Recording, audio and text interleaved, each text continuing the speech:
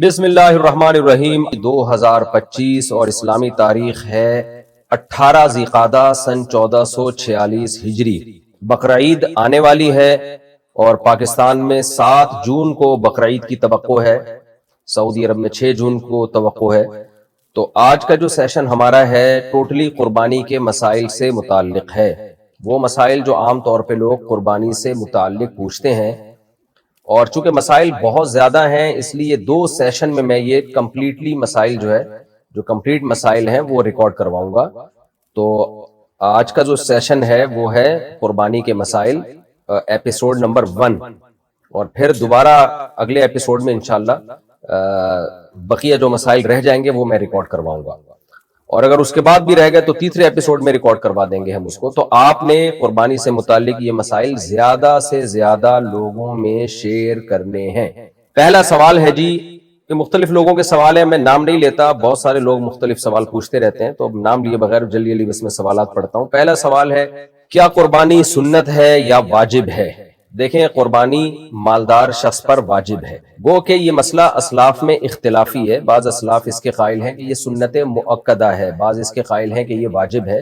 سنت مؤکدہ بھی واجب کے قریب قریبی ہوتی ہے، لیکن قربانی جو ہے وہ واجب ہے۔ اس کی دلیل نبی صلی اللہ علیہ وسلم کی یہ صحیح حدیث ہے، من وجد سعۃ لأن یضحی فلم یضحی فلا یقربن مصلانا۔ جس شخص میں قربانی کی گنجائش ہو قربانی کرنے کی اور وہ قربانی نہ کرے تو ہماری عیدگاہ کے وہ قریب بھی نہ پھٹکے، تو بڑی شدید وعید ہے۔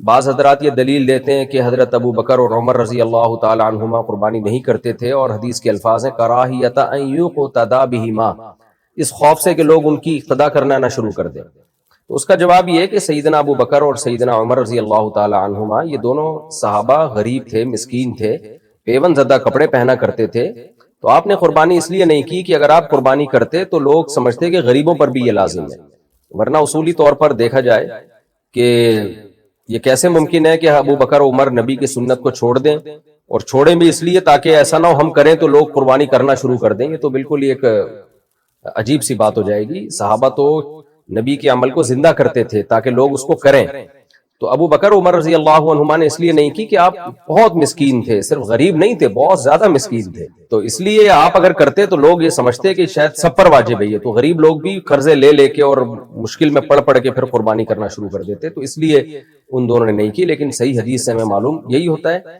کہ نبی صلی اللہ علیہ وسلم نے فرمایا جس کے پاس قربانی کی گنجائش تھی اس نے نہیں کی، وہ ہماری عیدگاہ کے قریب نہ پھٹکے۔ وہ مسئلہ اختلافی ہے، اسلاف میں اختلاف تھا، لیکن دلیل کے لحاظ سے راجح بات یہی معلوم ہوتی ہے۔ دوسری بات، عبادات میں احتیاط کے پہلو کو ہمیشہ ترجیح دی جاتی ہے۔ دوسرا مسئلہ یہ ہے کہ کیا گھر کا سربراہ اگر قربانی کرے تو سب کی طرف سے ادا ہو جائے گی؟ یہ بھی مسئلہ اسلاف میں اختلافی رہا ہے۔ بعض اسلاف اس کے قائل ہیں کہ گھر کا سربراہ اگر کرتا ہے تو سب کی طرف سے قربانی ادا ہو جاتی ہے، لیکن اس بارے میں بھی اس حدیث کی بیس پر ہمارا موقف یہی ہے کہ جو بھی صاحب استطاعت ہے اس پر قربانی لازم ہوگی، اور دلیل یہی ہے من وجد سعۃ لأن یضحی فلم یضحی فلا یقربن مصلانا۔ جس کے پاس بھی گنجائش تھی قربانی کرنے کی اس نے قربانی نہیں کی، وہ ہماری عیدگاہ کے قریب نہ آئے۔ بہرحال اختلافی مسئلہ ہے، اس میں شدت جائز نہیں، کسی فریق پہ زیادہ ملامت یا طنز اور جو آج کل یوٹیوب پہ مناظرے بازی کے چیلنج ہوتے ہیں یہ ٹھیک نہیں ہے۔ تو احتیاط بہرحال اسی میں ہے کہ جو بھی صاحب استطاعت ہے وہ قربانی کرے۔ دوسرا مسئلہ ہے قربانی لازم کس پر ہے؟ تو قربانی صاحب استطاعت پہ لازم ہے، صاحب نصاب پہ لازم ہے۔ صاحب نصاب کسے کہتے ہیں؟ 5 چیزیں: سونا، چاندی، مال تجارت۔ مال تجارت کہتے ہیں ہر وہ سامان جو آپ نے بیچنے کی نیت سے خریدا ہو اور اب تک بیچنے ہی کی نیت ہو۔ اور چوتھی چیز ہے یعنی سونا، چاندی، کیش، مال تجارت، اور 5ویں چیز ہے ضرورت سے زائد سامان۔ ضرورت سے زائد سامان اسے کہتے ہیں جو پورے سال استعمال میں نہ ہو، جیسے کوئی پلاٹ پڑا ہوا ہے آپ کے پاس، نہ کرائے پر ہے نہ آپ اس میں رہ رہے ہیں تو یہ بھی ضرورت سے زائد ہے۔ کوئی گھر آپ نے بنایا ہوا ہے، نہ کرائے پہ دیا ہوا ہے نہ اس میں آپ رہتے ہیں تو یہ بھی ضرورت سے زائد ہے۔ کوئی گاڑی آپ کے پاس ہے، پورے سال استعمال ہی نہیں ہوتی وہ بھی ضرورت سے زائد ہے۔ ڈنر سیٹ گھر میں پڑے ہوئے ہیں، شوکیس میں سجا کے رکھے ہیں، پورے سال استعمال ہی نہیں ہوئے تو وہ بھی ضرورت سے زائد ہے۔ تو ضرورت سے زائد سامان یا سونا یا چاندی یا کیش اماؤنٹ یا تجارتی مال اگر آپ کے پاس 52.5 تولہ چاندی کے برابر ہے، آج کی تاریخ میں 52.5 تولہ چاندی کی جو بھی قیمت ہے وہ آپ سرچ کر لیں، بلکہ بقرعید کے دن جو بھی 52.5 تولہ چاندی کی قیمت ہوگی وہ آپ سرچ کر لیے گا، تو 1.5-2 لاکھ روپے بنتی ہے میرا خیال ہے۔ تو جس کے پاس اتنا اماؤنٹ موجود ہو اس اماؤنٹ میں سے وہ قرضے بھی نکالے، مائنس کرے، اور جو ضروری خرچے ہیں جیسے گھر کا راشن آئے گا وہ ضروری ہے، گیس بجلی کا بل یہ ضروری ہے، تو یہ ضروری خرچے مائنس کر کے اگر کسی کے پاس 52.5 تولہ چاندی کے برابر رقم بنتی ہے تو اس پر قربانی لازم ہے، اور جس کے پاس یہ ضروری خرچے مائنس کر کے بھی 52.5 تولہ چاندی کے برابر رقم نہیں بن رہی ہے تو پھر اس پر قربانی لازم نہیں ہے۔ خواتین کے پاس عام طور پر چونکہ گولڈ ہوتا ہے اور کچھ نہ کچھ پیسے بھی ہوتے ہیں ان کے پاس، تو اور قرضہ نہیں ہے اگر، اور گھر کا راشن بھی خواتین نے نہیں ڈالنا ہوتا، وہ تو مردوں کی ذمہ داری ہے، تو گیس بجلی کا بل بھی مرد دے رہے ہوتے ہیں، تو اس لیے آج کے زمانے میں عام طور پہ خواتین پہ قربانی زیادہ لازم ہو رہی ہوتی ہے، مردوں پہ کم لازم ہو رہی ہوتی ہے، کیونکہ گولڈ ہوتا ہے خواتین کے پاس اور شریعت نے ان کے ذمہ کوئی خرچے ڈالے نہیں ہیں، مردوں کے ذمہ تو بہت سارے خرچے ہوتے ہیں، تو ایسی صورت میں خاتون پر بھی قربانی لازم ہوگی۔ ہاں، خاتون کی طرف سے ان کا شوہر قربانی کر سکتا ہے اجازت سے، شوہر نے اگر اپنی بیوی کی طرف سے قربانی کر دی، قربانی کرنے کے بعد بتایا کہ میں نے تمہاری طرف سے قربانی کر دی ہے، تو قربانی ادا نہیں ہوگی، پہلے وہ بتائے گا کہ میں آپ کی طرف سے قربانی کر رہا ہوں، وہ اجازت دے دے تو ٹھیک ہے۔ اجازت دینے کے لیے بس خاموش رہنا بھی کافی ہے، زبان سے کہہ دینا بھی کافی ہے، خاموش رہنا بھی کافی ہے، شوہر بیگم کو فون کر دے بیگم تمہاری طرف سے میں قربانی کر رہا ہوں، تو اطلاع دے دے گا تو یہ اطلاع بھی کافی ہے۔ یہ تو ہو گیا جی مختصراً قربانی کے لازم ہونے کا مسئلہ۔ اب یہ بہت اہم سوال کیا جاتا ہے کہ کون سے عیب ایسے ہیں جن کی وجہ سے قربانی جائز نہیں ہوتی جانور کی؟ لوگ یہ سوال پوچھتے ہیں ٹوٹے ہوئے سینگ والے جانور کی قربانی کا کیا حکم ہے، یا وہ جانور جس کا سرے سے سینگ ہی نہیں ہے؟ تو دیکھیں، ٹوٹا ہوا سینگ ہو یا سرے سے سینگ ہو ہی نہیں، دونوں جانوروں کی قربانی جائز ہے۔ ہاں، اگر جانور کا سینگ اکھاڑ دیا اور جڑ سے اکھاڑ دیا جس کی وجہ سے اس کے دماغ پہ چوٹ لگی ہے تو پھر ایسے جانور کی قربانی جائز نہیں ہے۔ عام طور پر آج کل لوگ جانور کا سینگ جو ہے وہ گھس دیتے ہیں، تو اس جانور کی قربانی جائز ہے، لیکن یہ جو میں نے سنا ہے کہ جو جانور کا سینگ گھستے ہیں یا اس میں کچھ ایسا جلاتے ہیں اس سے جانور کو تکلیف بہت ہوتی ہے، تو غیر ضروری تکلیف جانور کو دینا اس کا بہرحال گناہ ہوگا، لیکن بغیر سینگ والے کی قربانی جائز ہے۔ ہاں، سینگ ٹوٹ گیا لڑائی وڑائی کے دوران اور اکھڑ گیا جس سے دماغ کو زد پہنچی ہو تو پھر جائز نہیں ہے۔ دوسرا کون سے عیب ہیں؟ اندھے جانور کی قربانی جائز نہیں ہے، اگر ایک آنکھ کی بینائی بالکل گئی ہوئی ہے اس کی قربانی بھی جائز نہیں۔ لنگڑے جانور کی قربانی، بعض دفعہ آپ جانور خریدتے ہیں جانور لنگڑا ہوتا ہے، تو اگر اتنا لنگڑا ہے کہ وہ پاؤں زمین پہ ٹکا ہی نہیں پا رہا تو اس کی قربانی جائز نہیں، اور اتنا اگر لنگڑا ہے کہ وہ پاؤں کم از کم اس کو چلانے کے قابل بنا رہا ہے، زمین پہ ٹکا لیتا ہے اور چل لیتا ہے کچھ نہ کچھ، تو اس جانور کی قربانی جائز ہے۔ کان یا دم کٹے ہوئے جانور کی قربانی، اس میں مختلف اقوال ہیں، بعض فقہا نے یہ لکھا ہے کہ 1/3 اگر دم کٹی ہوئی ہے، 1/3 کان کٹا ہوا ہے تو قربانی جائز نہیں ہے۔ ایک قول یہ بھی ہے کہ آدھا، تو ہماری نظر میں راجح بات یہی ہے کہ اگر آدھا کان کٹا ہوا ہے یا آدھی دم کٹی ہوئی ہے تو پھر اس کی قربانی جائز نہیں ہے، آدھی سے کم اگر کٹی ہوئی ہے آدھی دم یا کان تو پھر اس کی قربانی جائز ہے۔ خراب تھن والے جانور کی قربانی، گائے کے 4 تھن ہیں، اگر 2 تھن خراب ہیں تو اس کی قربانی جائز نہیں ہے، اگر 1 تھن خراب ہے تو جائز ہے۔ بکری کے 2 تھن ہوتے ہیں، اگر 1 تھن خراب ہے تو قربانی جائز نہیں ہے۔ خصی جانور کی قربانی بالکل جائز ہے۔ بعض دفعہ یہ بھی ہوتا ہے کہ سوال پوچھا جاتا ہے کہ جانور کا کے خصیتین میں سے ایک خصیہ ہے تو بھی جائز ہے اس کی قربانی۔ بعض دفعہ جانور کے خصیتین پیدائشی طور پر نہیں ہوتے تو بھی اس کی قربانی جائز ہے۔ کتنا کمزور جانور ہو کہ جی اس کی قربانی جائز نہیں ہے، اگر جانور اتنا بڈھا یا اتنا کمزور ہو چکا ہے کہ اس سے بیچارے سے چلا ہی نہیں جا رہا اور وہ قربان گاہ تک بھی چل کے نہیں جا سکتا، آپ نے یہاں سے 10 میٹر دور تک لے کے جانا ہے اس کو قربانی کرنے کے لیے، تو وہاں بھی اس کو آپ اسٹریچر میں اٹھا کے لے کے جا رہے ہیں، اتنا کمزور ہو گیا تو وہ تو بیچارہ پہلے ہی قربان ہو چکا ہے، اس کو مزید قربان کرنے کی کوشش نہ کریں آپ، اتنا ہو کہ چل سکتا ہو اپنے پاؤں پہ، تو جب تک اتنا ہے کہ اپنے پاؤں پہ چلنے کی اس میں طاقت ہے ایسے جانور کی قربانی جائز ہے۔ یہ بھی سوال پوچھا جاتا ہے جی گائے میں 7 افراد کی شرکت لازم ہے؟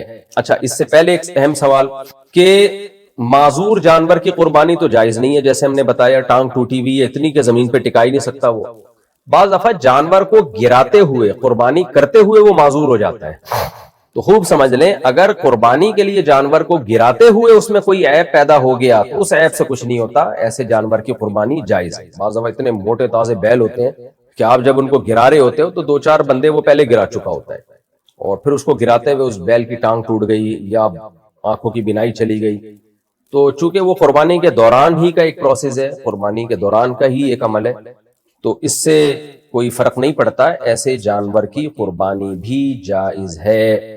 اسی سے ایک مسئلہ یہ بھی ہے کہ بعض جانور بڑے وحشی ہوتے ہیں، آپ کے قابو میں وہ آتے ہی نہیں ہیں، تو ایسے جانور کو پہلے فائر کرنا پڑتا ہے، گولی مارنی پڑتی ہے، اس کے بعد جا کے وہ قابو میں آتے ہیں۔ تو شرعاً یہ بھی جائز ہے کہ اگر کوئی ہٹا کٹا موٹا بیل بھینسا قابو میں ہی نہیں آ رہا آپ کے، تو آپ نے اگر اس کو فائر کیا، گولی ماری، اور گولی سے وہ مرا نہیں، تو آپ نے فوراً جا کے مرنے سے پہلے پہلے اس کو ذبح کر دیا تیز دھار والی چھری سے، تو بھی اس کی قربانی جائز ہے۔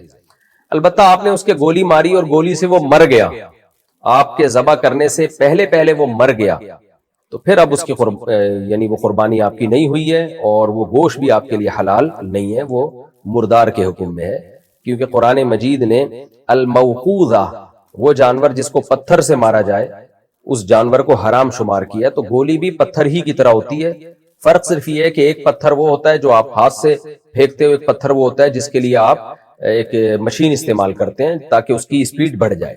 البتہ گولی اگر دھار والی ہے، یعنی آگے اس کے تیز باریک نوک ہے، جیسے تیر میں ہوتی ہے نوک، تو پھر دھار والی کوئی بھی چیز سے جب آپ جانور کا شکار کریں گے تو پھر شریعت نے ہمیں یہ آسانی دی ہے کہ اگر آپ نے وہ شکار بسم اللہ اللہ اکبر پڑھ کے آپ نے گولی چلائی، جس گولی کی آگے تیز نوک ہو، صرف نوک کافی نہیں ہے، گول نوکیں ہوتی ہیں بندوقوں کی، وہ اس سے کوئی فرق نہیں پڑتا، تیز دھار والی نوک ہو، یا تیر آپ نے مارا جانور پر اور وہ جانور گر گیا، آپ کے پہنچنے سے پہلے پہلے وہ مر گیا، تو بھی حلال ہے۔ لیکن یہ جب ہے جب دھار ہو آگے گولی کی یا تیر کی، تو پھر اگر آپ کے پہنچنے سے پہلے جانور ہلاک ہو گیا تو حلال ہے۔ ہاں، آپ پہنچے اور اس وقت زندہ تھا تو پھر آپ پر لازم ہے کہ اس کو ذبح کر دیں۔ اب آپ نے جانور پہ تیر چلایا یا دھار والی گولی جس کے آگے تیز نوک ہوتی ہے، بسم اللہ اللہ اکبر پڑھ کے آپ نے اس بھینسے پہ فائر کیا، آپ قریب گئے تو اس میں جان تھی، لیکن آپ نے کہا چونکہ میں نے تیز دھار والی گولی سے یا تیر سے میں نے اس کو مارا ہے تو جان تو ہے اس میں، لیکن اب میں ذبح نہیں کرتا، تو اب وہ حرام ہو گیا، کیونکہ آپ پر لازم تھا کہ آپ فوراً اس جانور کو ذبح کر لیتے۔ تو خلاصہ کیا نکلا کہ عام گولی جو ہوتی ہے کلاشنکوف کی یا پسٹل کی، اس میں دھار نہیں ہوتی، اس سے اگر اپنے جانور کو شکار کیا قابو میں لانے کے لیے تو ذبح کرنا بہرحال ضروری ہے، مرنے سے پہلے پہلے اس کو ذبح کرنا پڑے گا۔ اور اگر دھار والی گولی جس کی آگے تیز باریک نوک ہوتی ہے یا تیر مارا آپ نے، تو اس میں اگر آپ جانور کے قریب پہنچ گئے، آپ نے غفلت نہیں کی، جیسے ہی جانور گرا آپ پہنچے اور موت سے پہلے پہلے ذبح کر دیا تو بہرحال حلال ہے، لیکن آپ کے ذبح کرنے سے پہلے پہلے وہ مر گیا تو بھی حلال ہے۔ لیکن اگر آپ نے غفلت کی، آپ نہیں گئے وہاں پہ اور اسے تڑپ کے مرنے دے دیا اپنی موت، پھر وہ حلال نہیں ہے۔ اور ایسا کر لینا چاہیے، آج کل بعض بیل اتنے تگڑے ہوتے ہیں، پورے محلے کو انہوں نے عذاب میں ڈالا ہوا ہوتا ہے، خود ذبح ہونے سے پہلے پہلے وہ 2-4 بندوں کو ذبح کر چکے ہوتے ہیں، تو ایسے موقع پہ شریعت کی گنجائش سے فائدہ اٹھانا چاہیے، بجائے اس کہ لوگوں کی جانوں کو رسک میں ڈالا جائے، تو کسی فائر وغیرہ سے ایسے خطرناک قسم کے جانوروں کو شوٹ کر دینا تاکہ وہ قابو میں آ جائیں، کچھ تھوڑا سا خون نکل جائے تاکہ وہ زمین پہ گر جائیں، تو اس میں کوئی حرج ہے نہیں، کر لینا چاہیے ایسا اگر مجبوری ہو۔ اچھا، ایک اہم سوال یہ بھی پوچھا جاتا ہے جی کہ کن جانوروں کی قربانی جائز ہے؟ کیا بھینسے کی قربانی بھی جائز ہے؟ اس کی کیا دلیل ہے؟ طرح یاک ایک چترال میں جنگلی بھینسا، یہ بھینسا کہلاتا ہے، جنگلی کا تو میں نہیں کہہ سکتا، جنگلی بھی ہوتے ہیں وہ، گھریلو بھی ہوتے ہیں، تو کیا اس کی قربانی بھی جائز ہے؟ تو خوب سمجھ لیں، ہمیں 4 جانوروں کی قربانی کا حکم دیا گیا ہے: بیل جس میں گائے بھی آتی ہے یعنی نر مادہ، دمبا بھیڑ یہ بھی اسی میں آتے ہیں، بکرا بکری اور اونٹ۔ تو بھیڑ میں بھیڑ دمبا یہ سب چیزیں اس میں آتی ہیں، چکی والا ہو چاہے چکی والا نہ ہو۔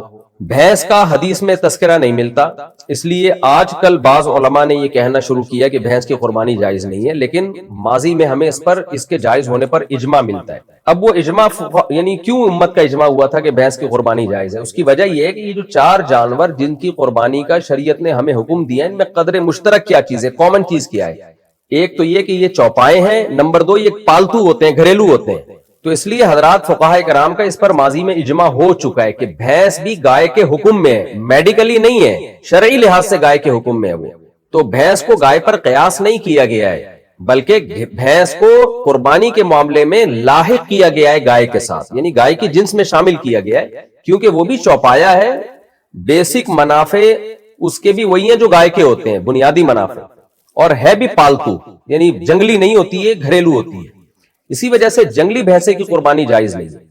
اور اسی سے یاک کا حکم بھی آپ کے سامنے آ گیا. یاک جو ہے اگر پالتو ہے، گھریلو ہے، تو اس کی قربانی جائز ہے. اگر وہ گھریلو پالتو نہیں ہے بلکہ وہ جنگلی ہے، وحشی ہے، تو پھر اس کی قربانی جائز نہیں ہے. تو خلاصہ یہ نکلا کہ بھینس کی قربانی اس کے جائز ہونے پر بھی اجماع رہا ہے. تو بھینسا بھی آپ قربان کر سکتے ہیں، بھینس بھی کر سکتے ہیں، اور یاک بھی کر سکتے ہیں اگر وہ پالتو ہے. اور بکرا بکری وغیرہ تو سب کو معلوم ہی ہے. تو ان جانوروں کی قربانی بھی جائز ہے. البتہ ہرن کی قربانی، شتر مرغ کی قربانی یہ جائز نہیں ہے، کیونکہ یہ جنگلی جانور ہیں، اور شتر مرغ تو چوپایوں میں اس کا شمار ہوتا بھی نہیں ہے. اسی طرح یہ جو مارخور ہے اس کی بھی قربانی جائز نہیں، کیونکہ یہ بکروں کی اقسام میں آتا ہے، لیکن یہ گھریلو نہیں ہوتے، یہ بلکہ یہ وحشی اور جنگلی جانور ہوتے ہیں. تو اس لیے مارخور کی قربانی بھی جائز نہیں ہے. جانور کی عمر کتنی ہو، یہ بھی سوال پوچھا جاتا ہے. کیا 2 دانت کا ہونا ضروری ہے؟ بالکل ضروری نہیں ہے. گائے اور بیل میں 2 سال کا ہونا ضروری ہے. یعنی آپ بقرعید کے پہلے دن اگر کوئی گائے یا بیل ذبح کر رہے ہیں تو یہ ضروری ہے کہ وہ پچھلی سے پچھلی بقرعید میں اس وقت سے پہلے پیدا ہو چکا ہو جس وقت آپ قربانی کر رہے ہیں. یعنی اسلامی لحاظ سے 2 سال کا ہونا ضروری ہے، انگریزی لحاظ سے نہیں. یعنی آپ نے پچھلے سے پچھلے سال بقرعید کے پہلے دن دوپہر کے وقت آپ کی گائے نے ایک بچہ دیا، پچھلی سے پچھلے سال والی بقرعید میں دوپہر کے وقت، تو آپ اس بقرعید میں صبح کے وقت اس بچے کو ذبح نہیں کر سکتے، کیونکہ ابھی 2 سال پورے نہیں ہوئے. آپ ظہر کے بعد کر سکتے ہو، کیونکہ ظہر کے بعد بقرعید کے پہلے دن وہ 2 سال کا مکمل ہو جائے گا. اس مثال سے آپ کو سمجھ میں آ گیا ہوگا کہ ہر وہ جانور جو پچھلے سے پچھلی بقرعید سے پہلے پیدا ہو چکا ہو اس کو آپ اس بقرعید میں ذبح کر سکتے ہو، گائے اور بیل میں. اور جو پچھلے سے پچھلی بقرعید کے پہلے دن پیدا ہوا تو پہلے دن وہ ٹائم گزرنے کے بعد یا اگلے دن آپ اس کو ذبح کر سکتے ہو. اور پچھلے سے پچھلے سال بقرعید میں اگر وہ تیسرے دن پیدا ہوا تو پھر پہلے اور دوسرے دن نہیں ذبح کر سکتے، آپ اس کو تیسرے دن ذبح کرو گے اس ٹائم کے بعد جس ٹائم میں وہ پیدا ہوا تھا، تاکہ 2 سال کمپلیٹ ہو جائے. یہی حکم بکری میں اور بکرے میں. اونٹ میں کم سے کم 5 سال کا ہونا ضروری ہے. 5 سال سے پہلے آپ اونٹ کو نہر یا ذبح نہیں کر سکتے. گائے اور بیل میں 2 سال ہو گئے، اور بکرا بکری میں 1 سال ہو گیا. اور دمبے میں اصل حکم تو یہی ہے کہ کم سے کم 1 سال کا ہو. لیکن اگر دمبا یا بھیڑ موتا تازہ خوب بھرا ہوا ہے، 6 مہینے کا بھی اگر ہے، وہ دیکھنے میں وہ سال کا لگ رہا ہو، سال کا لگنے کا مطلب یہ کہ اس 6 مہینے کے دمبے کو اگر آپ سال والے دمبوں میں چھوڑتے ہو تو فرق کرنا بہت مشکل ہو جاتا ہے کہ یہ سال کا ہے یا نہیں ہے. تو ایسے دمبے کی قربانی بھی جائز ہے. لیکن 6 مہینے سے بھی اگر وہ کم کا ہے پھر جائز نہیں ہے اس کی قربانی.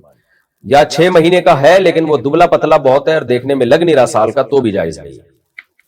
تو یہ تو ہو گیا جی جانور کی عمر. باقی 2 سال جو ہے 2 دانت لوگوں نے ایک اپنے لیے ایک معیار متعین کیا ہوا ہے، کیونکہ ہمیں پتہ نہیں ہوتا کہ جو جانور بیچ رہا ہے وہ سچ کہہ رہا ہے یا جھوٹ کہہ رہا ہے. تو جانور کے دانت جب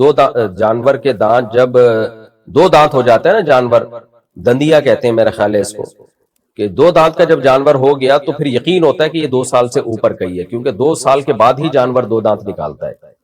لیکن یہ بہرحال ضروری نہیں ہے. اگر جانور کھیرا ہے 2 سال گائے میں، اور اونٹ میں 5 سال، اور بکرا بکری میں 1 سال وہ مکمل کر چکا ہے، اور جو بیچ رہا ہے آپ کو جانور، آپ کو اس کی دیانتداری پہ یقین ہے یا غالب گمان ہے، وہ کہتا ہے بھائی قسم اٹھا کے کہہ دیتا ہے یار یہ میں اللہ کی قسم اٹھا کے کہتا ہوں کہ یہ 2 سال کا ہو چکا ہے، اور آپ کو اس کی بات پہ یقین آ جاتا ہے، تو بھی آپ قربانی کر سکتے ہیں. لیکن اگر آپ کو اس کی بات پہ یقین نہیں آتا تو پھر آپ قربانی نہیں کر سکتے. یہ تو ہو گیا جی جانور کی عمر سے متعلق. اب ہم مزید بھی کچھ مسائل کی طرف چلتے ہیں. گائے میں کیا 7 افراد کی شرکت لازمی ہے؟ دیکھیں گائے ہو یا اونٹ، اس میں 7 افراد کی شرکت لازمی نہیں ہے. 7 افراد سے زیادہ شریک نہیں ہو سکتے، یہ مطلب یعنی ایک گائے میں 7 افراد سے زیادہ نہیں شریک ہو سکتے. 7 افراد ہو سکتے ہیں، 7 سے کم بھی ہو سکتے ہیں. ایک آدمی پوری ایک گائے اپنی طرف سے کر سکتا ہے، 2 آدمی مل کے آدھی گائے بھی اپنی طرف سے کر سکتے ہیں.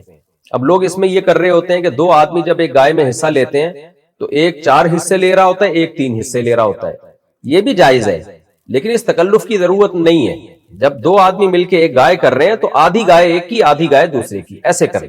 اب 3 آدمی اگر گائے میں شریک ہیں یا اونٹ میں شریک ہیں تو وہ کیا تکلف کر رہے ہوتے ہیں؟ ایک کو 3 حصے دے دو، ایک کو 2 حصے دے دو، ایک کو 2 حصے دے دو، اس طرح کر کے گھما رہے ہوتے ہیں. وہی یہ بھی ٹھیک ہے، لیکن یہ بھی ٹھیک ہے کہ 3 آدمی ہیں، برابر برابر ہو جائیں، 1/3 اس کی، 1/3 اس کی، 1/3 اس کی. تو اس طرح بھی گائے میں شرکت ہو سکتی ہے. تو 7 کا مطلب ہے کہ 7 سے زیادہ نہیں شریک ہو سکتے، 7 سے کم شریک ہو سکتے ہیں، گائے میں بھی اور اونٹ میں بھی. قصائی کو اجرت کے طور پہ قربانی کا گوشت دینا جائز ہے؟ نہیں، جائز نہیں ہے. قصائی کو آپ پیسے الگ سے دیں. جانور کی کوئی بھی چیز چاہے رسی ہی کیوں نہ ہو، وہ کھال ہی کیوں نہ ہو، وہ بھی قصائی کو آپ قربانی کی اجرت کے طور پر نہیں دے سکتے. باہر ملک والے پاکستان میں قربانی کیسے کریں؟ باہر ملک والے جب پاکستان میں قربانی کریں گے یا پاکستان والے باہر ملک میں قربانی کریں گے تو دونوں جگہ بقرعید کا وقت ہونا ضروری ہے. خوب سمجھ لیں. اب سعودی عرب میں بقرعید 1 دن پہلے ہے، آپ کے ہاں بقرعید 1 دن بعد ہے. آپ نے اپنی قربانی سعودی عرب میں کر لی تو وہاں تو یہاں تو ابھی بقرعید شروع ہی نہیں ہوئی، یا ان لوگوں نے قربانی یہاں کر لی 1 دن پہلے تو یہاں بھی بقرعید شروع نہیں ہوئی ہے. تو اس لیے عام طور پر جب دوسرے ملک میں قربانی کی جاتی ہے تو دوسرے دن کی جاتی ہے تاکہ وہاں بھی بقرعید کا دن ہو اور یہاں بھی بقرعید کا دن ہو. قربانی فرض ہونے کے باوجود کسی نے نہ کی ہو تو اب کیا حکم ہے؟ دیکھیں، اگر قربانی کسی سے رہ گئی، اس پہ لازم تھی، پھر بھی اس نے قربانی نہیں کی تو اب شریعت میں حکم یہ ہے کہ وہ قربانی نہیں کر سکتا. اب وہ جانور کی قیمت صدقہ کرے گا. یعنی ایک درمیانے درجے کے جانور، بکرا، بکر یا دمبا وغیرہ، تو اس کے ایک درمیانے درجے کے جانور کی قیمت غریب پہ صدقہ کر دے. اب وہ جانور کو ذبح کر کے یہ قضا نہیں کر سکتا، صدقہ کرنی پڑے گی قیمت اس کو. اچھا، قربانی کر کے گوشت نہ کھانے والوں کے لیے پیغام. دیکھیں، قربانی کا مقصد جہاں ابراہیم علیہ السلام کی سنت کو زندہ کرنا ہے، وہاں ساتھ ساتھ اللہ کے دن، اللہ نے جو اس دن ہماری ضیافت کی ہے، مہمانی کی ہے، یعنی اللہ میزبان ہے، ہم مہمان ہیں، تو اس کو بھی زندہ کرنا ہے ہم نے. اسی وجہ سے بقرعید میں 4 دن کے روزے حرام ہو جاتے ہیں، یعنی 10، 11، 12 اور 13 ایام تشریق کے روزے حرام ہو جاتے ہیں تاکہ اللہ کی ضیافت سے اعراض لازم نہ آئے. تو اگر آپ دوسرے ملکوں میں قربانی کرتے ہیں ضرور کریں، لیکن کچھ نہ کچھ قربانی اپنی جگہ پہ بھی کرنی چاہیے تاکہ آپ بقرعید والے دن قربانی کا گوشت کھائیں، تاکہ وہ جو اللہ تعالیٰ کی طرف سے ایک ضیافت ہے ہمارے لیے، اس میں ہمارے لیے شرکت ہو جائے. تو اس میں استغنا برتنا کہ ہمیں بالکل گوشت نہیں چاہیے. میں نے دیکھا ہے بعض لوگوں کے گھروں میں بقرعید کے دن بھی دال چاول بن رہے ہوتے ہیں یا چکن کھا رہے ہوتے ہیں، وہ یہ غلط بات ہے، ایک بے مروت، یعنی ایک ناشکری ایک طرح سے ہے یہ. تو ہمیں روزے حرام اللہ نے اس لیے کر دیے ہیں کہ یہ کھانے کا اللہ تعالیٰ کی طرف سے گوشت کی ضیافت ہے. یہ ایسے ہی ہے جیسے کسی نے آپ کی دعوت رکھی پیر کے دن یا منگل کے دن اور آپ نے روزہ رکھ لیا تو اس کو غصہ آئے گا نا. تو اللہ نے روزے حرام اس لیے کیے ہیں کہ یہ ایام اکل و شرب حدیث میں آتا ہے. تو اس لیے قربانی کا گوشت کچھ نہ کچھ خود بھی کھانا چاہیے، لہذا اپنے گھر پہ قربانی کرنی چاہیے. کیا ہم عید کے چوتھے دن قربانی کر سکتے ہیں؟ نہیں کر سکتے. کسی صحیح حدیث سے یہ بات ثابت نہیں ہے کہ نبی صلی اللہ علیہ وسلم نے عید کے چوتھے دن قربانی کی ہو یا کرنے کا حکم دیا ہو، جبکہ اس کے برخلاف صحیح احادیث سے، صحابہ کے آثار سے یہ بات ثابت ہے کہ ایام نہر صرف 3 ہے. اس پر میں دلائل سے ایک آڈیو بیان ریکارڈ کروا چکا ہوں کئی سال پہلے. تو اس لیے مضبوط قول یہی ہے کہ چوتھے دن قربانی نہیں ہوتی. اب تو بعض اہل حدیثوں نے بھی مان لیا ہے، حافظ زبیر علی زئی جو اہل حدیث کے عالم تھے، ان کا بھی یہی قول ہے کہ یہ چوتھے دن قربانی جائز نہیں ہے. قربانی کے جانور کی کھال کا کیا کریں؟ قربانی کے جانور کی کھال یا تو بیچ کے اس کی قیمت صدقہ کر دی جائے یا کھال کو ایز اٹ از استعمال کر لیا جائے، وہ جائز ہے. جیسے قربانی کا گوشت آپ بیچ کے پیسے کھا نہیں سکتے، قربانی کا گوشت بیچا تو پیسے صدقہ کرنے پڑیں گے، تو کھا سکتے ہیں آپ، تو ایسے ہی کھال کا آپ استعمال کر سکتے ہیں. قربانی کے جانور کی کھال آپ نمک لگا کے سکھا لیں یا ایک پروسیس کے تحت گزار کے لیدر بنا لیں، اس کی آپ جیکٹ بنا لیں، کچھ بھی بنا لیں، جائے نماز بنا لیں. میں نے ایک دفعہ بنائی تھی گھر میں، بڑا زبردست وہ بن گئی تھی، وہ تو ایک بڑی اچھی سا ایک کارپٹ ٹائپ کی چیز بن جاتی ہے. تو ایسے تو استعمال جائز ہے آپ کا، لیکن اگر آپ نے اس کو بیچا تو پھر اس کی قیمت آپ کو صدقہ کرنی پڑے گی، اور قصائی کو اجرت میں آپ قربانی کی کھال نہیں دے سکتے۔ جانور کا گوشت غریبوں میں کتنا دینا چاہیے؟ بہتر ہے کہ 1/3 گوشت آپ غریبوں میں تقسیم کر لیں، لیکن اگر آپ کی فیملی بڑی ہے اور آپ پورے سال آپ کے لیے گوشت کھانا مشکل ہوتا ہے، تو پھر فقہا نے لکھا ہے کہ اپنی فیملی کو پھر ترجیح دینا سب سے پہلے۔ بعض لوگوں کے بچے ہوتے ہیں، چھوٹے غریب لوگ ہوتے ہیں، وہ سال میں ایک دفعہ ان کو قربانی کے نیت سے پھر انہوں نے جانور قربان کر لیا ہوتا ہے، تو ایسے لوگوں کو چاہیے اپنے بچوں کو گوشت کھلائیں، وہ زیادہ بہتر ہے۔ لیکن اگر آپ مالدار ہیں اور گوشت پورے سال آپ کھاتے رہتے ہیں تو کچھ گوشت تو بہرحال آپ خود کھائیں، تاکہ اللہ کی ضیافت سے اعراض لازم نہ آئے، اللہ کی ضیافت میں آپ شریک ہو جائیں، لیکن 1/3 گوشت پھر بہتر ہے کہ غریبوں میں تقسیم کر دیا جائے۔ کیا رات کے وقت قربانی جائز ہے؟ رات کے وقت بھی قربانی جائز ہے، لیکن بہتر نہیں ہے، کراہت تنزیہی ہے اس میں۔ وجہ اس کی یہ ہے کہ 2 وجہ سے، ایک تو اس میں خطرہ ہوتا ہے کہ جو ہے آج کل تو یہ خطرہ نہیں ہے، لائٹیں ہوتی ہیں، لیکن پہلے زمانے میں خطرہ یہ تھا اندھیرے میں ایسا نہ ہو ذبح صحیح نہ کر پائیں آپ۔ لیکن ایک دوسری بات تو آج بھی ہے، وہ یہ کہ قربانی شعائر اسلام میں سے ہے، اور اسلام میں جتنے بھی شعائر ہیں وہ دن کی روشنی میں ہوتے ہیں۔ آپ حج دیکھ لیں، یعنی جو وقوف عرفہ ہے، جمعے کی نماز ہے، عید کی نمازیں ہیں، سب شاعر اسلام میں سے ہیں نا۔ تو ایسے ہی بقرعید کی قربانی بھی، تبھی بقرعید کے دن نبی صلی اللہ علیہ وسلم عید کی نماز جلدی پڑھا کرتے تھے، تاکہ ہم جلدی جو ہے نا اول وقت میں ہی ہم قربانی کر لیں دن کی روشنی میں۔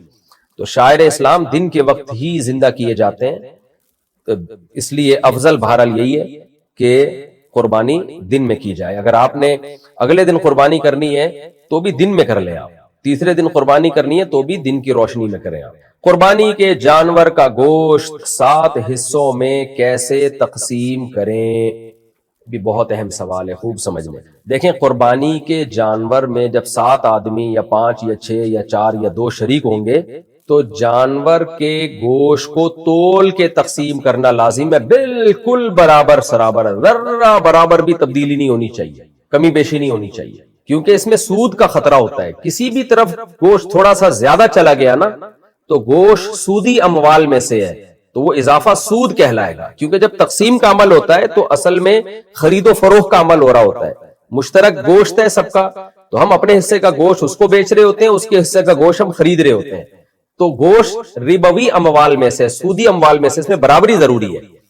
تو اب لوگوں کو ہم سمجھاتے ہیں بات، لوگ کہتے ہیں بھائی ہم راضی ہیں، تھوڑا سا گوشت اس کے پاس زیادہ چلا گیا، تھوڑا ادھر زیادہ چلا گیا، ہم جب خوش ہیں تو کیا جا رہا ہے؟ بھائی سودی اموال میں آپ خوشی رضا کا مسئلہ نہیں ہے، آپ خوش بھی ہو تو بھی جائز نہیں ہے۔ تو اس لیے قربانی کے جانور کے گوشت کے جب 7 حصے کریں، بالکل ایگزیکٹ تول کے برابر سرابر۔ اور اگر اس ٹینشن سے آپ بچنا چاہتے ہیں تو اس کے لیے ایک ہیلہ ہے، تدبیر ہے۔ وہ ہیلہ اور تدبیر یہ ہے کہ دیکھیں، جب جانور ذبح ہوا، شروع میں آپ نے کیا کیا، کلیجی لوگ نکال لیتے ہیں، تو کلیجی کو کے 7 حصے کریں، اس میں ایک ایک بوٹی ملا دیں اور تھوڑی سی کلیجی رکھ لیں، پھر کلیجی کو تقسیم کر دیں آپ، اور آخر میں جو گوشت کے 7 ڈھیریاں بنیں گی ان میں تھوڑی تھوڑی کلیجی سب میں ملا دیں۔ پھر اگر کمی بیشی ہو بھی گئی تو جائز ہے، پھر اندازے سے بھی آپ تقسیم کر سکتے ہیں، پھر تولنا ضروری نہیں ہے۔ یعنی جب اس کے مخالف جنس کی چیز اس میں شامل ہو جائے گی تو پھر برابری ضروری نہیں ہے۔ علماء کو جو سودی مسائل کو جانتے ہیں ان کو تو یہ بات بہت آسانی سے سمجھ میں آ جائے گی، عوام کو سمجھانا تھوڑا سا مشکل ہوتا ہے۔ تو کیونکہ جب مخالف جنس کی چیز آ جائے گی نا، کلیجی کی جنس گوشت کی جنس سے الگ کہلاتی ہے۔ تو کیا کیا آپ نے، شروع میں کلیجی کے 7 حصے کیے، اس میں تھوڑا تھوڑا گوشت ملا دیا، اور آخر میں گوشت کے 7 حصے کیے، اس میں تھوڑی تھوڑی کلیجی ملا دی، آسان سی بات ہے۔ تو پھر آپ اندازے سے بھی تقسیم کر سکتے ہیں، تو اس طرح سے کر لیں۔ اور اگر کلیجی کے 7 حصے نہیں کر رہے تو پائے 4 حصوں میں ملا دیں اور باقی 3 میں کلیجی ملا دیں، یہ بھی ٹھیک ہے۔ تو پھر جو ہے برابری ضروری نہیں ہے۔ لیکن اگر آپ نے یہ نہیں کیا، کلیجی یا پائے نہیں ملائے ان میں، اور گوشت کی 7 ڈھیریاں بنا دی اور اندازے سے تقسیم کر لیا، تو پھر وہ کسی کے لیے بھی کھانا بھی جائز نہیں ہے۔ وہ قربانی تو آپ کی ہو جائے گی، باجی بدا ہو جائے گا، لیکن وہ گوشت کھانا پھر کسی کے لیے جائز نہیں ہوگا، کیونکہ اس میں جو جہاں بھی تھوڑا سا اضافہ چلا گیا وہ سود کے حکم میں ہوگا، اور وہ کسی بوٹی کوئی متعین نہیں ہوگی کہ یہ اضافی ہے، بلکہ وہ جو ہے خلط ہو گئی ہے اس کے اندر۔ تو یہ مسئلہ عوام یعنی علماء کو تو آسانی سے سمجھ میں آ جاتا ہے، عوام کے لیے اس کو سمجھانا تھوڑا مشکل ہے. تو آپ صرف اتنا کر لیں جیسے میں نے بتایا کہ جب اونٹ یا گائے کے 7 حصے آپ کریں گے تو ہر حصے میں تھوڑی تھوڑی کلیجی ملا دیں، تاکہ یہ اس مشکل سے ہی آپ بن جائیں. پھر چاہے تول کے تقسیم کریں چاہے اندازے تقسیم کریں، وہ آپ کا مسئلہ ہے. یہاں لوگ ایک سوال یہ پوچھتے ہیں بھئی ہمارے تو سارے گھر میں ہی افراد ہیں، ساتوں کے ساتوں شریک گھر میں ہی ہیں، ایک حصہ ابا کا ہے، ایک امی کا، ایک شوہر کا، ایک بیگم کا، ایک بڑے بیٹے کا، ایک منجلے بیٹے کا، ایک منجلی منی آپی کا، آج کل نام بھی ایسے ہوتے ہیں نا، بڑی آپی چھوٹی آپی، تو 7 ایک ہی ہیں، ایک ہی گھر میں شریک ہیں. تو پھر تقسیم کی ضرورت ہی نہیں ہے. جب 7 ایک ہی گھر میں، ایک ہی فریزر میں پورا گوشت دھڑام سے چلا جائے گا تو سب نکال نکال کے کھاتے رہیں گے. تو یہ وہاں ہے، یہ وہاں آپ کو مسئلہ ہوگا جہاں ڈیوائیڈ کرنا پڑے. اب ایک حصہ بھی اگر آپ کو تقسیم کرنا پڑ رہا ہے، یعنی 6 افراد اس گھر کے، ایک پڑوسیوں کا حصہ ہے، تو پھر وہی 60 ڈھیریاں پوری بنانی پڑیں گی آپ کو، تاکہ اس ایک پڑوسی کا حصہ آپ نکال سکیں. تو پھر اس میں وہی بات ہے کہ اس میں تھوڑی کلیجی ملانی پڑے گی آپ کو، تاکہ مخالف جنس کی چیز جو ہے اس گوشت میں شامل ہو جائے. اچھا بھائی، قربانی کے دنوں میں جو گندگیاں پھیلتی ہیں بہت ہی بغیرتی ہے، بہت ہی بغیرتی ہے. اسلام جو کہتا ہے کہ صفائی نصف ایمان ہے، اس میں آپ قربانی کر رہے ہو اور غلاظت کا ڈھیر بنا دو پورے شہر کو، تو یہ تو آپ اپنے ثواب کو ضائع اور برباد کر رہے ہو. اس پہ میں الگ سے بھی انشاءاللہ ریکارڈ کرواؤں گا، پچھلے سال بھی ریکارڈ کروایا تھا. دیکھو جب جانور آپ پالتے ہو اس صفائی کا خیال کریں آپ.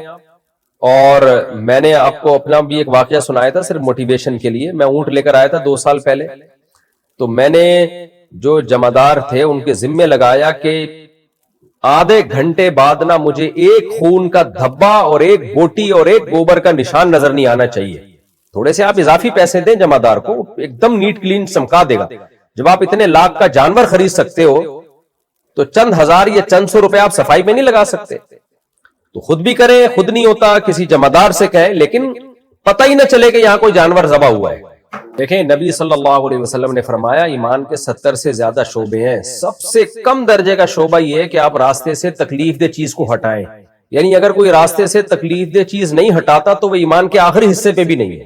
تو یہ تو جب ہے جب آپ تکلیف دہ چیز دیکھ رہے ہیں ہٹا نہیں رہے، اور اگر کوئی تکلیف دہ چیز راستے میں پھینک رہا ہے تو وہ تو ایمان کا حصے میں ہے ہی نہیں. وہ تو آپ قربانی کا جانور لاتے اور غلاظتیں وہیں پھینک رہے ہو، وہیں اس کا خون سڑ رہا ہے، بدبو آ رہی ہے، لوگوں کو گزرنے میں تکلیف ہو رہی ہے. تو یہ کیسی قربانی ہے بھائی جو آپ ایمان کے آخری حصے پر کو چھوڑ دیا آپ نے اور بڑے والے حصے کو آپ نے پکڑ لیا. تو اس لیے قربانی کر کے اپنا ثواب ضائع نہ کریں، اس کی آلائشوں کو، اس کی گندگیوں کو ٹھکانے لگائیں، اور فوراً ٹھکانے لگائیں. یہ نہیں کہ تیسرے دن ٹھکانے لگا رہے ہیں. جہاں جانور ذبح ہوا، گوشت تقسیم ہوا، گلی میں جو کچھ گندگی ہے آپ نے پیسے خرچ کرنے، یا خود محنت کرنی ہے، یا پیسے خرچ کرتے ہوئے لوگوں کو کنجوسی ہو رہی ہوتی ہے. او بھائی تم نے اتنا عرصہ اتنا مہنگا جانور خریدا اور تم مالدار تھے جبھی تو تم پر قربانی واجب ہوئی ہے، اور کھلانے پلانے میں کتنا خرچہ ہوا. اب 1000 2000 4000 5000 تم سے صفائی پہ خرچ نہیں ہوتے تو جمعداروں کو لائیں، زیادہ پیسے دیں. بولے آدھے گھنٹے کے بعد یہ شیش محل بنا دو اس کو. میں نے تجربہ کیا، جمعداروں کو آپ ذرا زیادہ پیسے دیں، وہ بہترین طریقے سے کام کرتے ہیں. پیسے نچوڑ کے دیں گے، پھر وہ کام میں ڈنڈی مارتے ہیں، تو ان کی بھی روزی روٹی مل جائے گی ان کو. تو اس طرح سے خود سب نے اپنی گلیوں کو، محلوں کو صاف رکھنا ہے، اور ایسا نہیں کرنا کہ اپنے قربانی کے ثواب کو آپ نے لوگوں کو تکلیف پہنچا کے ضائع کرنا ہے. ایسا نہیں کرنا. حرام آمدن والے کو گائے کے حصے میں شامل کرنا، جس کے بارے میں پہلے سے پتا ہو کہ اس کی ٹوٹل آمدن حرام ہے. ٹوٹلی اس لیے کہہ رہا ہوں کہ بعض لوگ مکس کما رہے ہوتے ہیں، حلال بھی حرام بھی. تو اس میں تو دیکھا جائے گا اگر زیادہ حلال ہے تو پھر حلال ہی ہم یہی سمجھیں گے ہمیں حلال سے دے رہا ہے، زیادہ حرام ہے تو ہم یہ سمجھیں گے ہمیں حرام سے دے رہا ہے. تو لیکن اگر پتہ نہیں ہے تو پھر جائز سمجھا جائے گا، کیونکہ ہمیں بدگمانی کی اجازت نہیں ہے. لیکن اگر آپ کو پتہ چل گیا بھائی اس آدمی کی جو سورس آف انکم ہے وہ زیادہ تر یہ حرام ہی کماتا ہے، اوپر کی آمدن اس کی زیادہ ہے، تو پھر آپ اس سے یہ کہیں گے بھائی آپ اپنے حلال پیسوں سے قربانی کرو. اگر اس نے حلال الگ سے نکال کے رکھے ہوئے وہ لا کے دیتا ہے تو آپ اس کی بات پہ یقین کر لیں. دلوں کے حالات ہم نہیں جانتے، لیکن جب تک وہ ایسی صراحت نہیں کرتا تو پھر آپ کے لیے اسے قربانی میں شریک بنانا جائز نہیں ہے.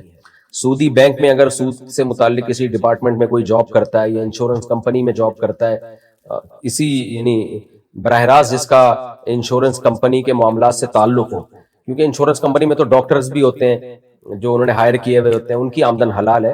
میں بات کر رہا ہوں جو انشورنس کمپنی کا جو ایک ڈھانچہ ہے، اسٹرکچر ہے، جس کے بغیر کمپنی چل نہیں سکتی، ایسے کسی شعبے میں جب کوئی ہوگا تو اس کی آمدن بھی حرام ہے۔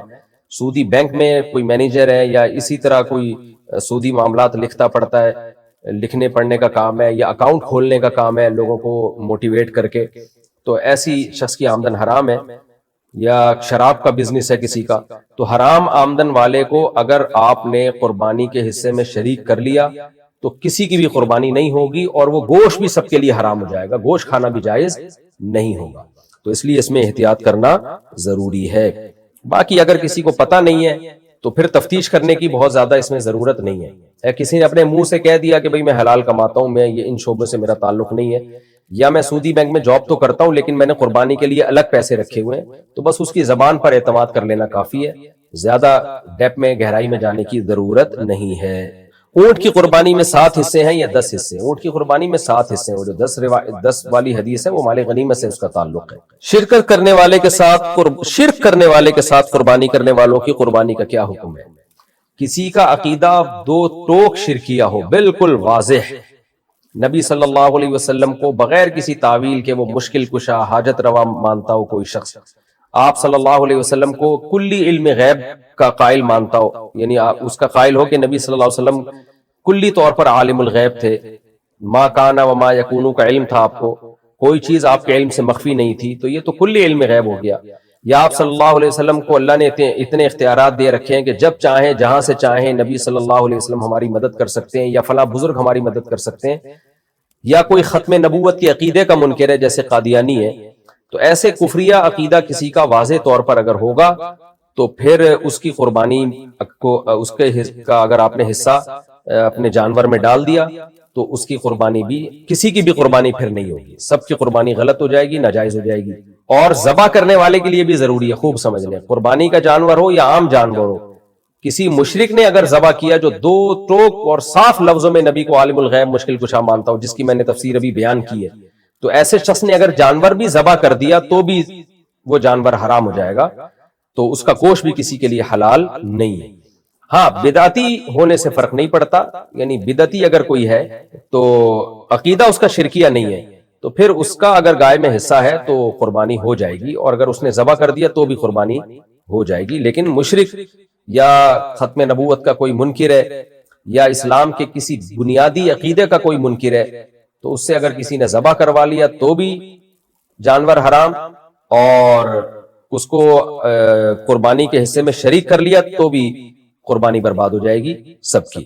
اور میں نے جیسے بتایا کہ جانور ذبح کرنے والے کا توحید پرست ہونا ضروری ہے، البتہ عیسائی یہودی کو اللہ نے اس سے مستثنیٰ کیا ہے، تو ایک تو ان کا ذبیحہ بھی حلال ہے ہمارے لیے۔ ہاں، یہ ضرور ہے کہ جو ذبح کرنے والا اگر مسلم ہے اور وہ بسم اللہ اللہ اکبر نہیں پڑھتا یا اللہ کا نام نہیں لیتا تو بھی جانور حرام ہو جاتا ہے، کیونکہ ہم نے دیکھا ہے بعض دفعہ قصائی جانور ذبح کر رہے ہوتے ہیں، منہ میں ان کے گٹکے ہوتے ہیں، ان کو گٹکا نکالتے ہوئے تکلیف ہو رہی ہوتی ہے، تو وہ تکبیر کہہ نہیں رہے ہوتے۔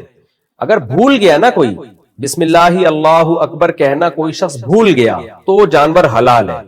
حدیث میں آتا ہے ہر مسلمان کے دل میں اللہ کا نام موجود ہے آلریڈی، اگر بھولے سے کسی سے اللہ کا نام چھوٹ گیا، کیونکہ وہ ایسا وقت ہوتا ہے جانور ہل رہا ہوتا ہے، آپ دفعہ آپ کو اس کی فکر ہوتی ہے بھاگنا جائے تو آپ ذبح کرنے میں ٹائم لگا دیتے ہو، بسم اللہ اللہ اکبر پڑھنا بھول جاتے ہو، تو بھولے سے چھوٹ گیا حلال ہے جانور، لیکن جان کر چھوڑ دیا گٹکے کی وجہ سے، لوگ یاد دلا رہے ہوتے ہیں بعض دفعہ قصائی کو، پھر بھی وہ نہیں بول رہا ہوتا، منہ سے پھوٹ ہی نہیں رہا ہوتا، کچھ الفاظ نکالو بھائی منہ سے، تو اسی وجہ سے یہ بسم اللہ اللہ اکبر زور سے پڑھنا چاہیے تاکہ لوگوں کے دل میں شک شبہ بھی ختم ہو جائے۔ تو اگر کسی نے نہیں کیا، اللہ اکبر نہیں پڑھا، تو پھر جانور حرام ہو جائے گا۔ صاحب دین میں صرف باتیں ہوتی ہیں، اللہ تعالیٰ دعا قبول کرتے ہیں، تم ایک قدم بڑھاؤ وہ 2 قدم بڑھاتے ہیں، لیکن جب میں ان باتوں پر عمل کرتا ہوں تو کوئی نتیجہ نہیں ملا، اس لیے میں نے دین پہ چلنا چھوڑ دیا 3 سال پہلے۔ استغفر اللہ، پریکٹیکل کچھ نہیں ہے، صرف باتیں ہوتی ہیں دین میں۔ ہاں، حالانکہ میں تو دین پر چلنا چاہتا ہوں اور سچی توبہ بھی کی ایک بار، پر کچھ حاصل نہیں ہوا۔ یہ کہتا ہے میں دعا مانگتا ہوں قبول نہیں ہوتی، دین میں باتیں۔ اللہ میاں نے یہ باتیں کی نہیں ہیں کہ تم دعا مانگو گے تو میں اس طرح سے قبول کروں گا کہ جو تم کہہ رہے ہو تمہیں مل جائے، یہ باتیں اللہ نے کی ہوتی، پھر آپ کہتے ہیں اللہ میاں صرف باتیں کر رہے ہیں۔ اللہ میاں نے کہا میں دعا قبول کرتا ہوں، قبول کیسے کرتا ہوں یہ بھی تو اللہ میاں نے کہا نا، پورے قرآن میں واقعات بتا دیے کہ کیسے قبول کرتا ہوں. یعقوب علیہ السلام نے دعا مانگی نہیں ہوگی میرا بچہ واپس مل جائے, تو کیا مل گیا ان کو؟ نہیں ملا.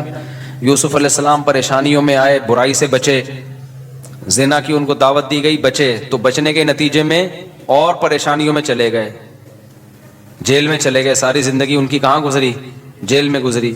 تو قبول ہونے کا یہ مطلب ہی نہیں ہے جو آپ سمجھ رہے ہیں. اگر دعائیں ایسے قبول ہوتی تو سارے کافر ہر وقت اللہ سے دعائیں مانگ رہے ہوتے بیٹھ کے. وہ کہتے ہیں یار ہمیں ضرورت ہی نہیں کچھ کرنے کی, ادھر دعا مانگو ادھر قبول ہو جاتی ہے. تو یہ ہے, یہ کہ جب دیکھو ایک بات خوب اچھی طرح ذہن میں رکھو, کچھ چیزیں ایسی ہوتی ہیں جو دلائل سے ان کا حقیقت ہونا ثابت ہو جاتا ہے. جب ایک چیز کا دلیل سے برحق ہونا ثابت ہو جائے تو پھر اس پہ اٹھنے والے ہر قسم کے اشکالات کا جواب ضروری نہیں ہے. مثال کے طور پر آپ کو دلائل سے کسی نے ثابت کر دیا کہ ماں باپ یہ آپ کے ابا ہیں, یہ آپ کی امی ہیں, اور یہ بھی ثابت کر دیا کہ ابا اماں خیر خواہ ہی ہوتے ہیں.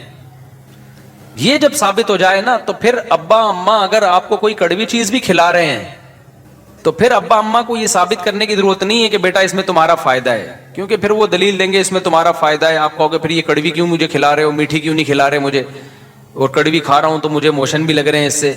تو ابا اماں کے پاس اتنا ٹائم نہیں ہوتا, وہ کہیں گے جب ایک دفعہ مان لیا نا کہ ہم تمہارے خیر خواہ ہیں تو ہم کوئی خراب چیز تمہیں نہیں کھلائیں گے. ڈاکٹر پر جب آپ نے ایک دفعہ اعتماد کر لیا, پتہ چل گیا کہ یہ ہے ڈاکٹر, تو سوئی لگائے, وہ آپریشن کرے, حتیٰ کہ وہ آپ کی ٹانگ بھی کاٹ کے باہر پھینک دے.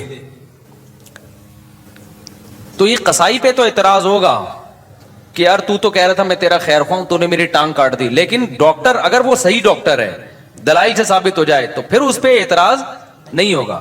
اس کی مثال ایسے ہے جیسے ہم سے غیر مسلم لوگ اعتراض کرتے ہیں کہ اسلام میں اسلام کے یہ حکم غلط ہے, یہ حکم غلط ہے, یہ حکم غلط ہے. ہم ان سے کہتے ہیں فرض کر لو اس سے اسلام کا غلط ہونا ثابت ہو گیا, تو پھر ہم کیا کریں, اسلام چھوڑ دیں؟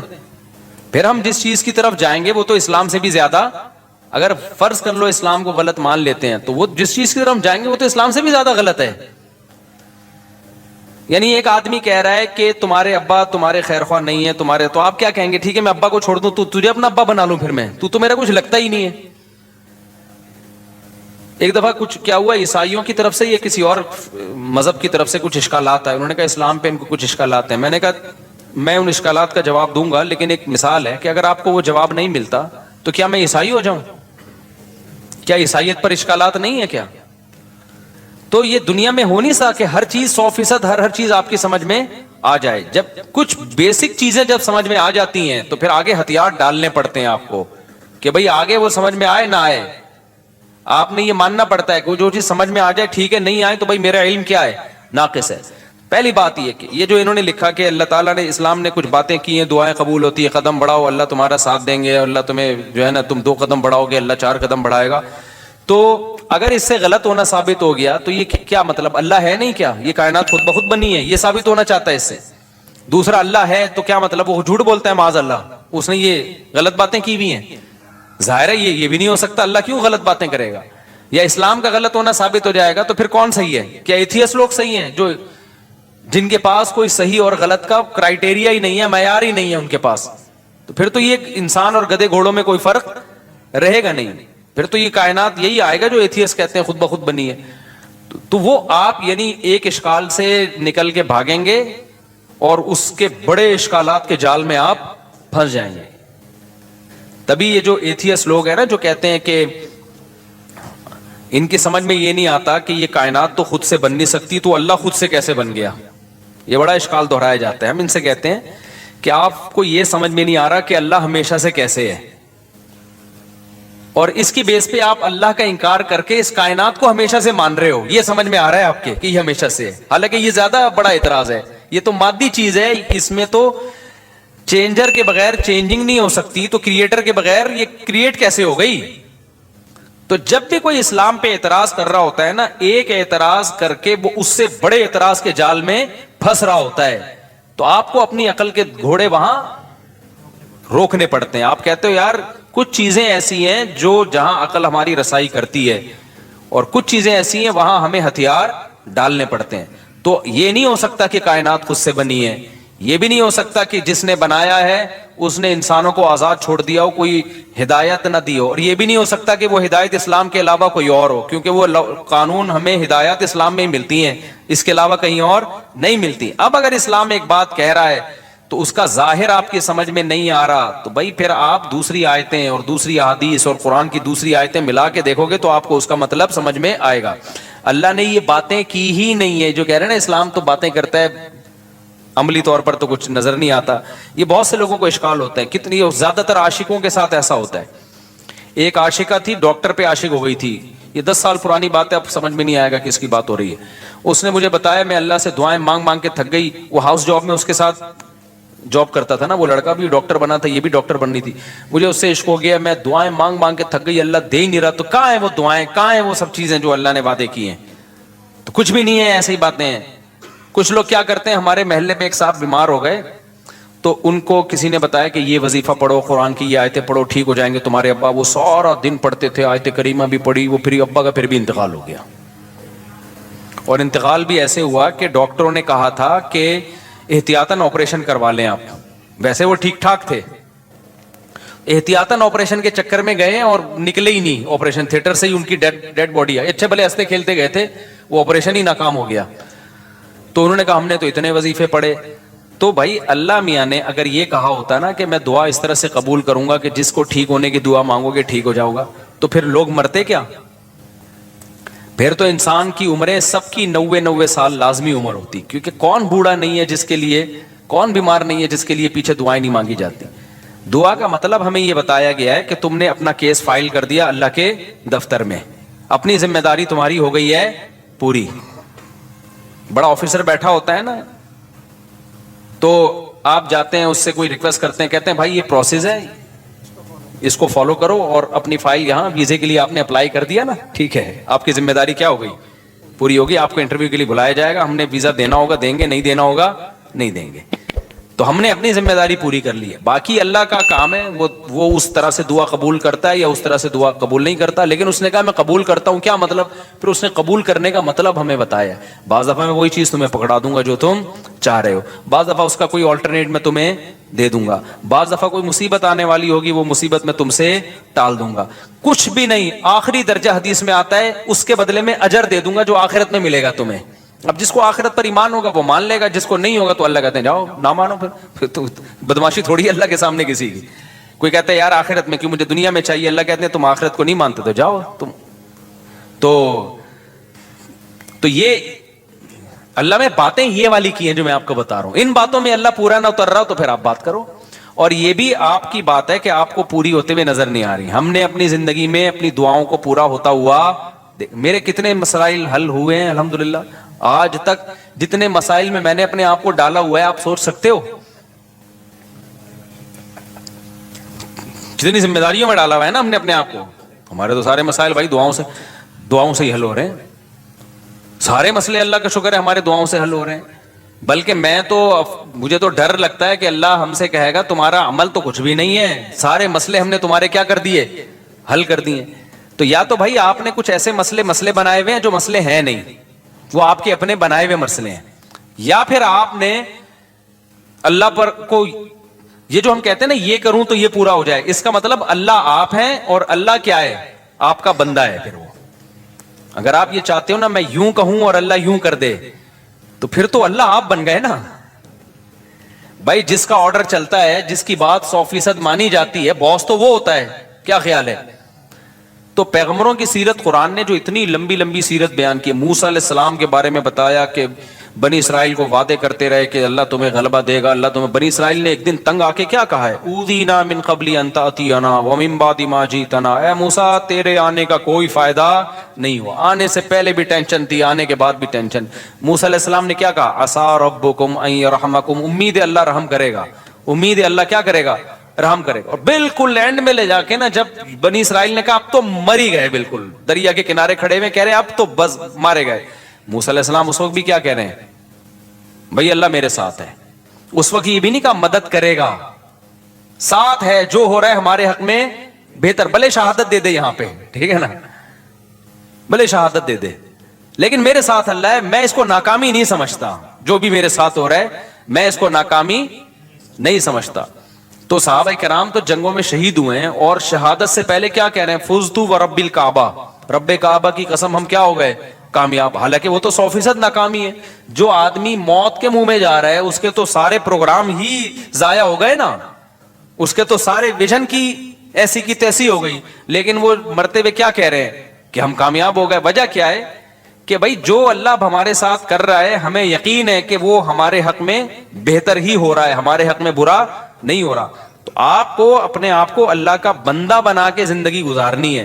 جس طرح سے ابھی آپ چاہتے پوری کرنا چاہ رہے ہیں نا، اس کے لیے اللہ نے جنت رکھی ہے. وہاں بٹن دباتے ہی سب کچھ ہو جائے گا. صحیح ہے نا؟ وہاں دعا کا ظاہر قبول ہوگا. وَلَكُمْ فِيهَا مَا تَشْتَهِي أَنفُسُكُمْ. اللہ نے جو باتیں کی ہیں نا، کہہ رہے ہیں اللہ جو باتیں کرتے ہیں وہ ہوتی تو نظر نہیں آ رہی. اللہ نے جنت کے بارے میں یہ باتیں کی ہیں. وَلَكُمْ فِيهَا مَا تَشْتَهِي أَنفُسُكُمْ.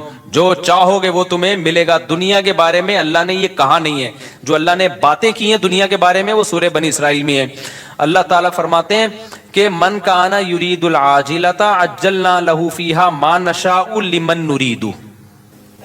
یہ اللہ کے الفاظ ہیں سورہ بنی. یہ باتیں کی اللہ نے کہ جو دنیا میں نعمتیں چاہتا ہے نا، مجھے یہاں میری شادی ہو جائے، یہ والی جاب مجھے مل جائے، یہ کام میرا ہو جائے، یہ فلانا کام میرا ہو جائے، یہ ساری جو چاہتے ہیں یہ دنیا کی چاہتے ہیں نا، اللہ کہتے ہیں کہ جو شخص من کان یرید العاجلۃ، جو دنیا کی زندگی چاہتا ہے، عجلنا لہ فیہا ما نشاء، تو ہم اس کو اتنا دیں گے جتنا ہم چاہیں گے. اس کے مطالبے پر نہیں دیں گے ہم اس کو کہ جتنا یہ مانگ رہا ہے یا جتنا یہ اسٹرگل کر رہا ہے. نہ، بہت سو کی اسٹرگل کی ایسی کی تیسی ہو جائے گی. بہت سو آپ نے دیکھا ہوگا نا 7 کامیاب لوگوں کی 7 عادتیں، وہ جو کتابوں میں لکھا ہوتا ہے، تو وہ 7 سے 14 عادتیں ہوتی ہیں بعض لوگوں میں، پھر بھی ناکام ہو جاتے ہیں. انہوں نے صرف کامیاب لوگوں کی کتابوں میں لکھا ہوا ہوتا ہے کہ جو دنیا کے بڑے بڑے کامیاب لوگ ہیں ان میں یہ خصلتیں پائی جاتی تھیں. آپ نے کیا کیا؟ وہ خصلتیں اپنے اندر پیدا کر لیں، پھر بھی ناکام ہی ہو گئے آپ. تو اس پہ بھی کتابیں آنی چاہیے کہ 7 کامیاب لوگوں کی علامتیں جو 25 ناکام لوگوں میں پائی گئی ہیں. تو اللہ میاں نے جو باتیں کی ہیں، جو یہ کہہ رہے ہیں اللہ میاں صرف باتیں ہی کرتے ہیں، پورے تو ہو نہیں رہے، تو اللہ میاں نے جو باتیں کی ہیں دنیا کے بارے میں، جو اللہ میاں نے باتیں کی ہیں، من کان یرید العاجلۃ، اللہ کہتے ہیں جو دنیا کی نعمتیں چاہے گا، عجلنا لہ فیہا ما نشاء، ہم اس کو دنیا میں دے دیں گے جتنا ہم چاہیں گے، جتنا یہ مانگ رہا ہے، جتنا یہ چاہ رہا ہے. اگر ایسا ہوتا تو زرداری 5 سال کے لیے صدر بنتا، پھر اگلے 5 سال کے لیے پھر دوبارہ زرداری صاحب نے بن جانا تھا. اگلے سال کے لیے بھی سارے ہی بن رہے ہوتے صدر. اور سسٹم نہ چلتا جو ابھی ہماری کنٹری میں کیا چل رہا ہے، سسٹم چل رہا ہے. دوسرا اللہ فرماتے ہیں لمن نرید، فرمائے یہ تھوڑا بھی اس کو ملے گا جس کو ہم چاہیں گے، جتنا ہم چاہیں گے، جس کو ہم چاہیں گے. یہ ہے یہاں پہ دنیا کی بات. آخرت کی اللہ فرماتے ہیں ومن اراد الآخرۃ وسعى لها سعيها وهو مؤمن فاولئک کان سعیهم مشکورا. جو آخرت چاہے گا اور اس کی قواعد پورے کرے گا، ان کو ان کی محنت سے یقینی بھی ملے گا اور زیادہ بھی ملے گا.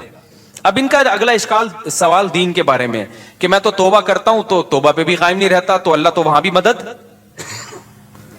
بھائی یہ کہہ رہے ہیں میں گناہ سے توبہ کرتا ہوں پھر توبہ ٹوٹ جاتی ہے، تو اللہ تو مدد کرے نا، میں جب توبہ کروں تو قائم رکھنے کی توفیق دے مجھے. پھر یہ بہت سے لوگوں کے ساتھ ہوتا ہے. یہ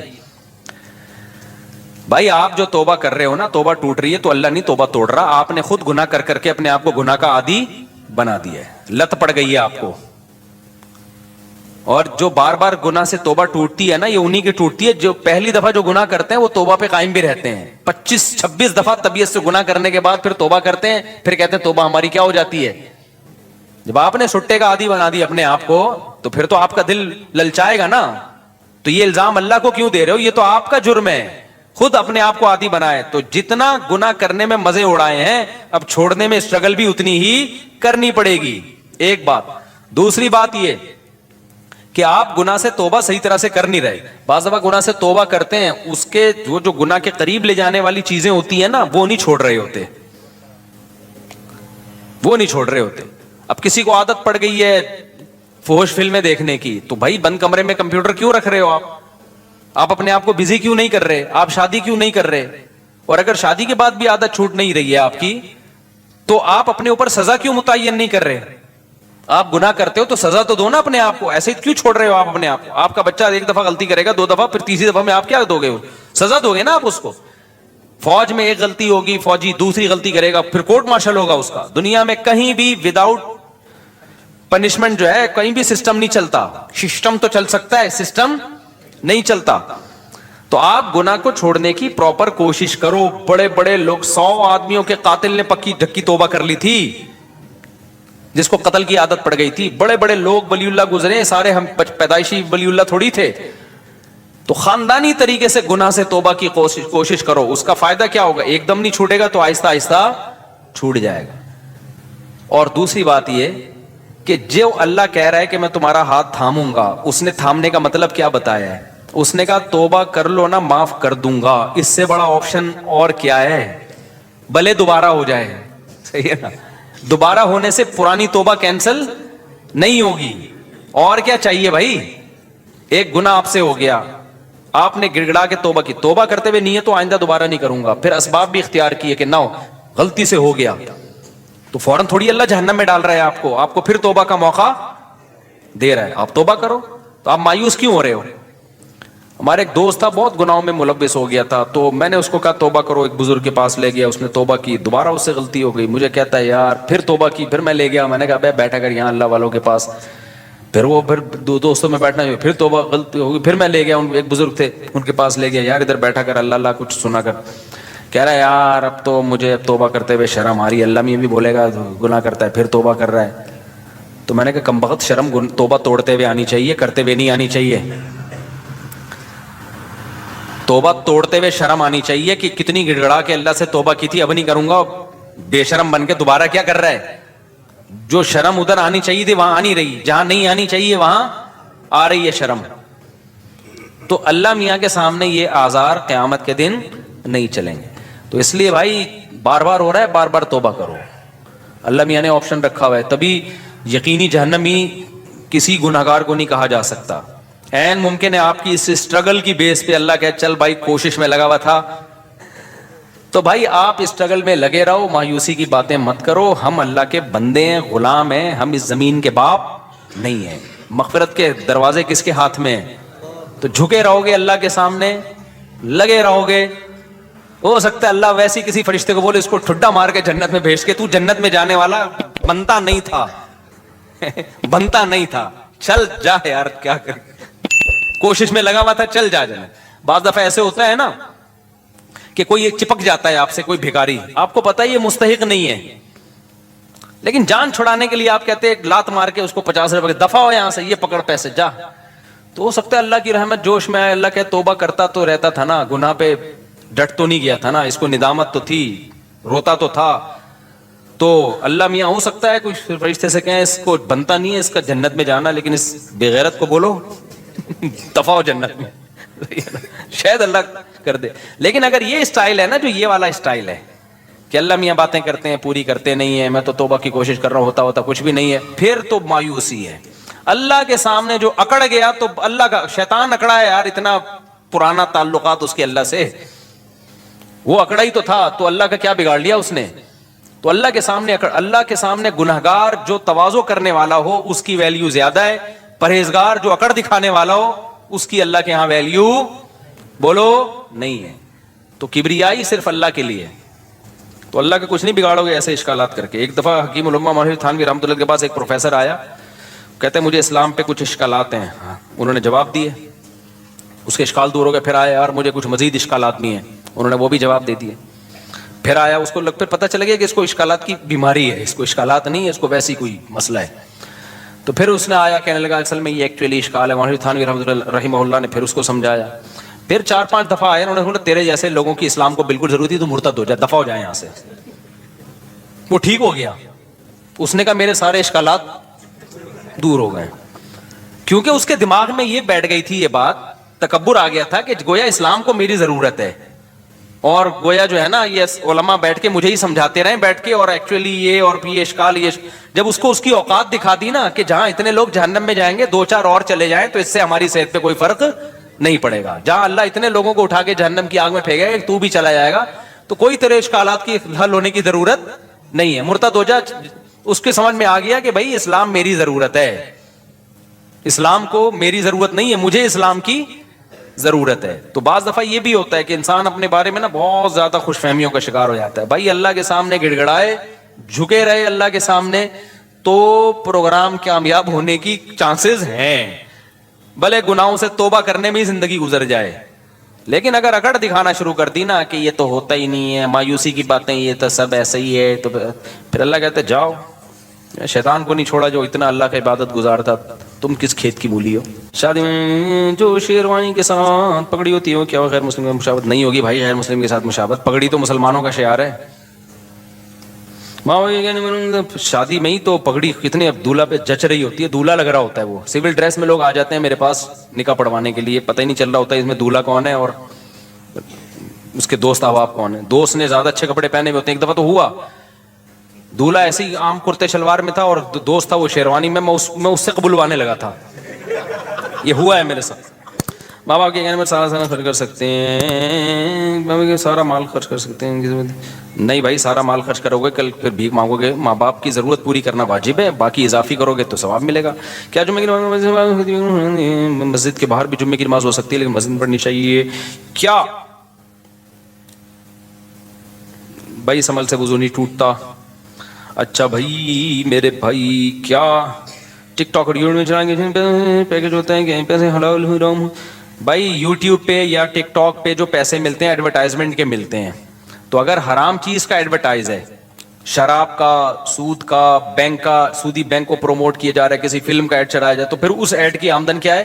حرام ہے. اور اگر حلال چیز کی کا ایڈورٹائز ہے تو اصل آمدن حلال ہے, لیکن چونکہ اس میں کچھ غلط چیزیں بھی شامل ہو جاتی ہیں اس لیے کہا جاتا ہے کہ اصل آمدن حلال ہے, اس میں جو حرام شامل ہو رہا ہے تو آپ ایک اندازے سے کچھ رقم, کچھ کہتے ہیں 5%, کچھ کہتے ہیں 10%, کچھ کہتے ہیں 2.5% بھی ہے, تو اس کا ایک کوئی یقینی معیار نہیں ہے, تو احتیاطاً 5% صدقہ کر دو اس میں سے. اچھا میرے بھائی, جمعے کے خطبے سے پہلے جو رکعت پڑھتے ہیں نیت ہوتی ہے, سنت کی نیت ہوگی میرے بھائی.